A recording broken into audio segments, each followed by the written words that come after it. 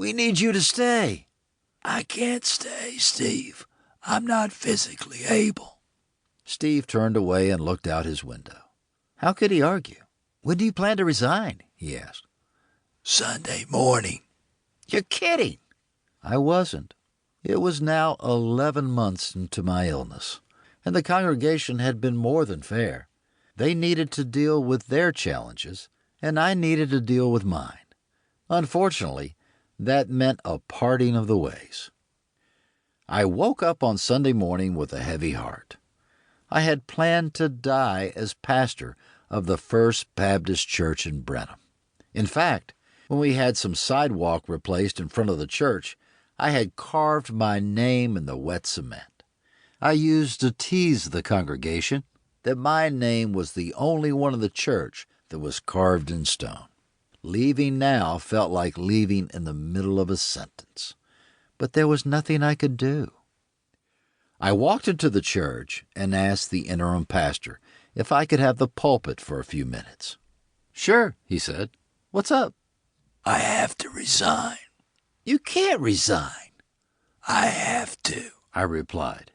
"I'm not asking you. I'm telling you." The congregation was silent as I stood up and walked to the microphone.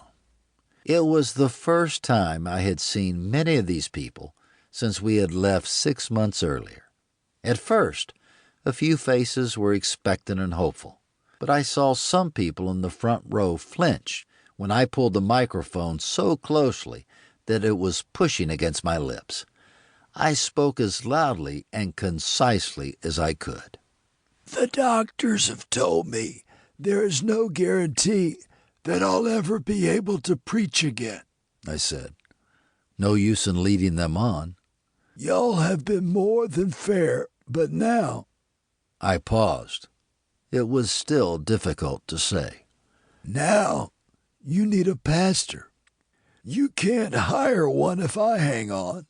If there was any hope, if the doctors could give me the slightest possibility, I would stay. Without that assurance, I must step down." As I left the pulpit, my soul was swirling with confusion.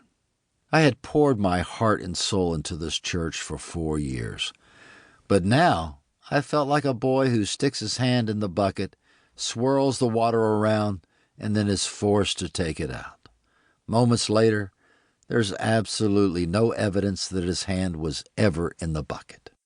The church was certainly better off financially, but I was by no means done with my work there. Unresolved issues needed to be addressed, but they would have to be addressed by another pastor. Because of my height, about 5'6", and the fact that I've been small all my life, I've learned to be a fighter. I've never run from anything. When the high school varsity football coach told me I was too small to play, I filled my shoulder pads with determined sweat until I not only made the team, but became a starting player.